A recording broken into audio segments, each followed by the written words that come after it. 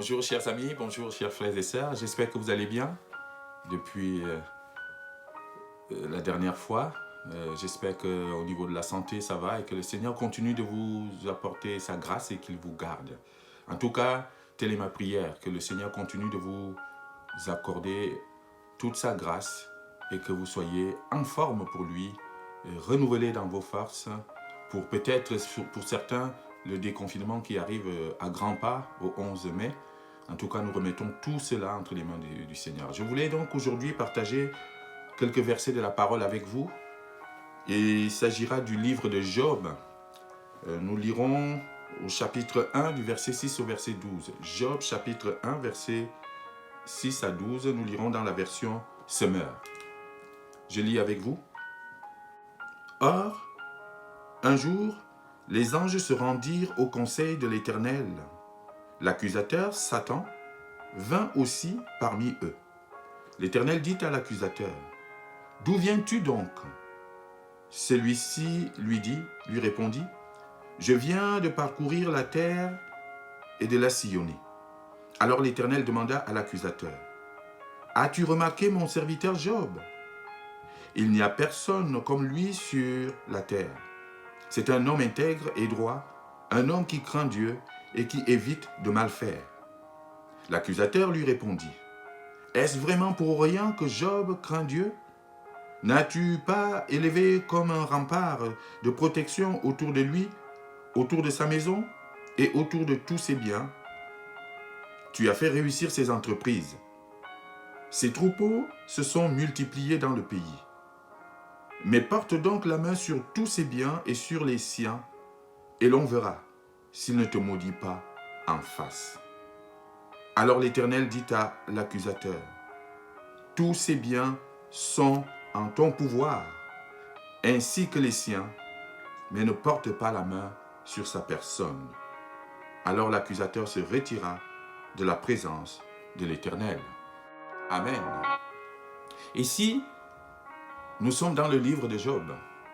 Nous connaissons à peu près tous l'histoire de Job, ce serviteur de Dieu qui est resté fidèle à Dieu, intègre, qui a gardé toute sa foi en Dieu. Et Dieu, quand il présente Job à Satan, à l'accusateur, il le présente avec fierté. Il dit, « As-tu remarqué mon serviteur Job ? Il est resté fidèle et c'est quelqu'un qui ne fait aucun mal. C'est quelqu'un qui est intègre et droit, un homme qui craint Dieu et qui évite de faire le mal. » Voilà comment Dieu présente son serviteur à Satan. Mais on connaît la suite de l'histoire de Job. Cela n'a pas suffi parce que Job a été après frappé par un certain nombre de malheurs. Job a été bousculé dans sa propre vie. Job a connu le deuil. Job a connu la perte de ses biens totalement, alors qu'il était intègre, alors qu'il était un serviteur de Dieu, alors qu'il est resté fidèle à Dieu. Alors la question qu'on peut se poser, c'est comment cela se fait-il qu'un homme qui a servi Dieu, un homme qui est resté fidèle à Dieu, un homme qui craignait Dieu, puisse se retrouver dans un tel état de désolation, qu'il puisse tout perdre. Il a perdu ses fils, il a perdu ses biens, il a été dans la souffrance totale. Comment peut-on expliquer cela? Alors je voulais vraiment, oui, partager avec vous ce message qui me tenait à cœur, qui me touche. L'histoire de Job peut ressembler à l'histoire de chacun d'entre nous. Oui, comment se fait-il que quelqu'un qui était si fidèle à Dieu a pu, oui, se retrouver dans une telle situation difficile? Et le thème que je vous propose pour ce passage, il est le suivant. C'est certes une question de foi, mais c'est surtout et aussi une question de persévérance dans la foi.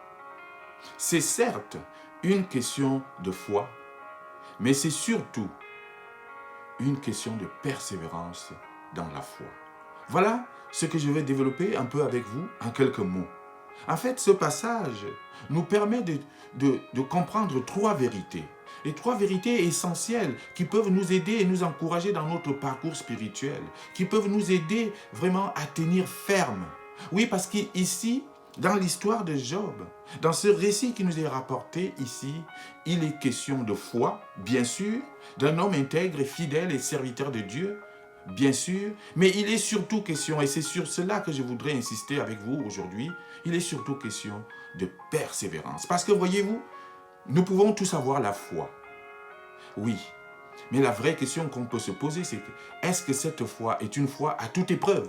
Est-ce que cette foi est une foi qui est prête à rester forte, ferme, quelles que soient les situations, quelles que soient les épreuves? Voilà la vraie question. Est-ce qu'on a la foi pendant un temps, et puis dès que la tempête arrive, on abandonne?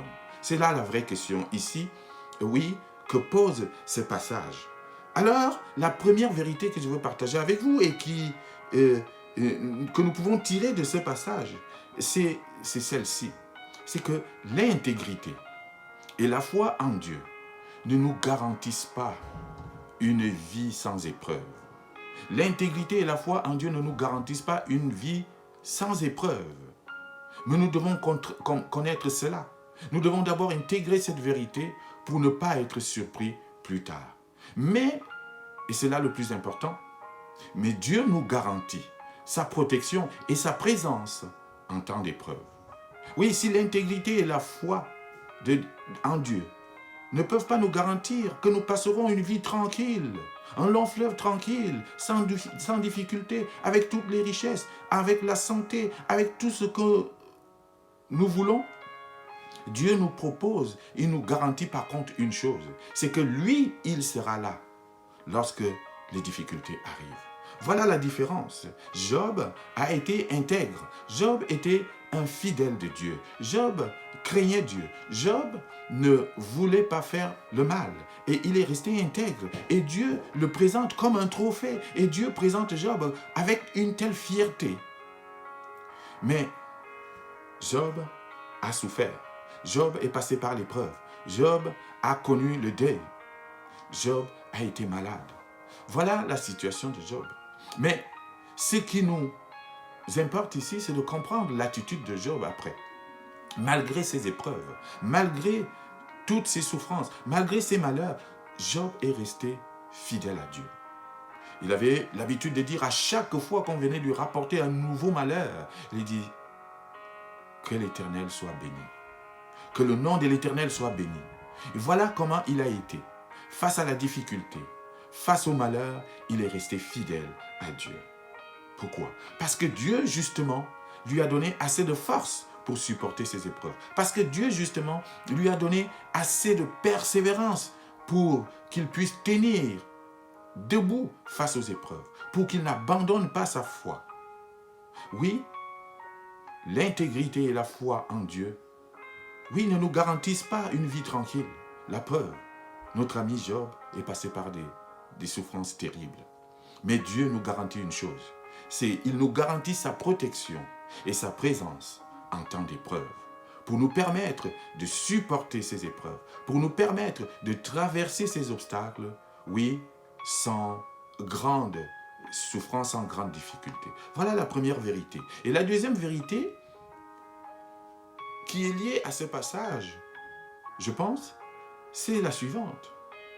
C'est que même si cela peut nous paraître absurde, même si cela peut nous paraître bizarre, oui, Dieu cède parfois une partie de nos biens à l'ennemi.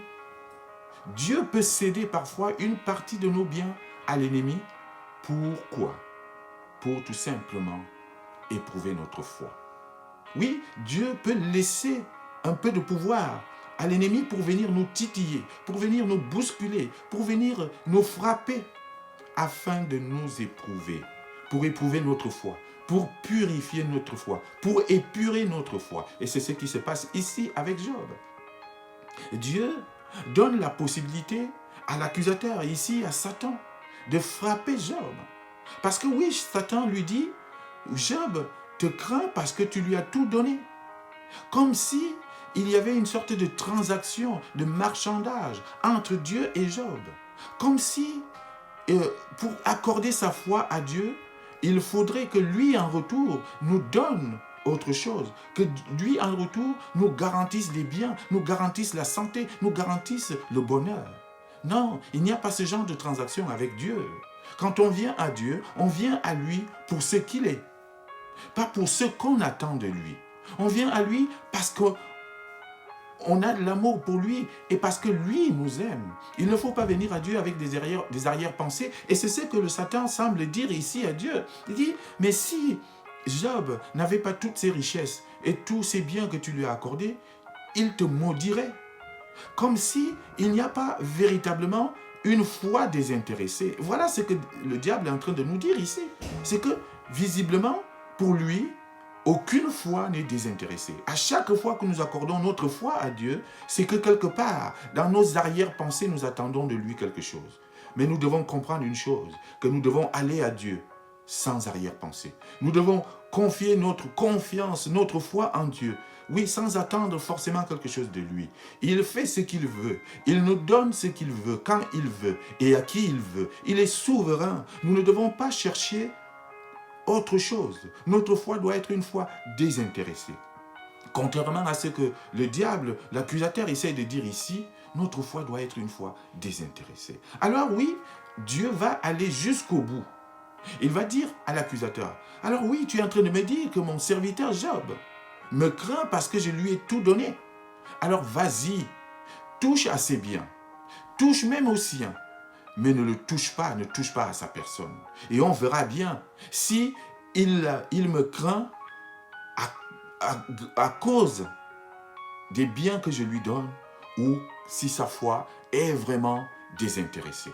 Voilà ce que Dieu propose à l'ennemi. Oui, Dieu peut parfois céder une partie de nos biens à l'ennemi à un moment donné pour éprouver notre foi, pour voir à quel point nous tenons à lui, pour voir si notre foi est désintéressée. C'est cela l'épreuve de la foi. Et l'avantage, c'est que au sortir de cette épreuve, nous ne serons que plus forts. Notre foi ne sortira que plus fort, plus puissante et plus ferme. Et c'est ce que Dieu fait ici avec l'accusateur. Alors oui, l'accusateur va frapper Job. Il va frapper Job. Et Dieu va lui dire ici au verset 12, alors l'Éternel dit à l'accusateur, tous ces biens sont en toi, sont en ton pouvoir, ainsi que les siens, mais ne porte pas la main sur sa personne. Oui, le champ est libre pour l'ennemi. Dieu lui donne le pouvoir, il permet à ce qu'il frappe. Cela nous rappelle quelque chose, c'est que l'ennemi ne peut frapper que si Dieu lui donne la permission.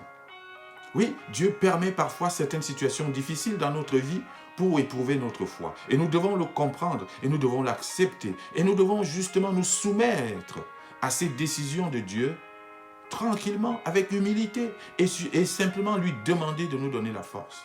Et ce que nous devons comprendre, c'est que lorsque Dieu donne la permission à l'ennemi de frapper, il nous donne aussi la force de résister, la force de supporter. Et c'est ce qui est arrivé à Job. Malgré tous ses malheurs, malgré toutes ses difficultés, Job est resté ferme dans sa foi. Job n'est pas tombé.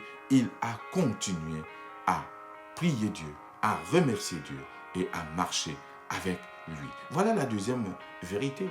Et la troisième leçon qu'on peut tirer ici, c'est que c'est la persévérance dans la foi, oui, qui nous conduit à la récompense. C'est parce que Job a persévéré dans sa foi. C'est parce qu'il est resté ferme. C'est parce que malgré les épreuves, il a continué à glorifier ce Dieu qu'à la fin, il a été rétabli dans sa situation. Et voici ce que nous dit le chapitre 42, verset 10. La parole nous dit ici, Job 42, verset 10. Puis, lorsque Job eut prié pour ses amis, l'Éternel le rétablit dans son ancienne condition. Il donna même à Job 2 fois autant des biens qu'il avait possédés. Voilà Job rétabli dans sa situation d'avant et même il a obtenu le double de ce qu'il avait. Pourquoi? Parce qu'il a persévéré, parce que malgré les épreuves, il a continué à faire confiance en Dieu. Et cette situation nous parle aussi. Job ici, en quelque sorte, est en train de préfigurer un autre personnage qui sera autrement plus fort, plus puissant. C'est Jésus-Christ lui-même. Jésus-Christ viendra souffrir. Il sera malmené. Il sera battu. Il sera insulté. Il sera même crucifié. Mais il n'abandonnera jamais son Père. Il sera toujours dans cette relation intime avec son Père. Il sera toujours en train de glorifier son Père, quel que soit ce qu'il a pu subir. Mais tout cela pour nous. Oui, Jésus-Christ a été celui qui est resté fidèle à son Père. Obéissant, nous dit la parole. Il a été obéissant jusqu'à la mort. Et oui, et c'est un exemple à suivre pour nous aussi aujourd'hui. Nous qui passons par les épreuves, nous qui passons par la souffrance, en ce moment même, beaucoup d'entre nous passent par la maladie. Beaucoup sont peut-être contaminés par ces virus. Beaucoup sont peut-être en difficulté financière. Beaucoup ont peut-être perdu leur travail ou vont peut-être le perdre à cause de cette situation difficile par laquelle le monde passe. Mais la parole nous apprend à travers ce passage que nous devons garder toute notre confiance en Dieu, que nous devons garder nos yeux fixés sur lui et continuer de le bénir et non le maudire. Parce qu'avec Dieu, il n'y a pas de marchandage. Oui, quels que soient les malheurs qui nous frappent, quelles que soient les difficultés par lesquelles nous passons, nous devons garder toute notre confiance en Dieu. Comme Job l'a fait, comme Jésus-Christ lui-même l'a fait. Il a été malmené, crucifié, rejeté, mais il est resté fidèle à son Père. Et la même chose pour nous. Il nous demande de rester fidèles à Dieu. Il nous demande de rester fidèles à Christ. Oui, restons fidèles à Dieu malgré les difficultés. Aujourd'hui, tu es peut-être dans les pleurs. Aujourd'hui, tu es peut-être dans la maladie. Aujourd'hui, tu es peut-être comme Job, frappé par beaucoup de malheurs et beaucoup de situations difficiles. Mais Dieu te donne la force de persévérer. Garde les yeux fixés sur lui et lui te donnera justement cette force, cette puissance pour que tu puisses justement te relever de tes épreuves. Et c'est lui-même qui viendra te sortir de ces situations. Oui, gardons nos yeux fixés sur Dieu. Nous avons quelque part 3 vérités que je rappelle ici.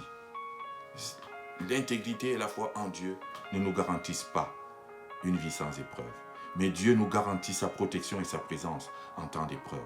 Deuxième chose, Dieu peut parfois, oui, céder nos biens à l'ennemi pour éprouver notre foi.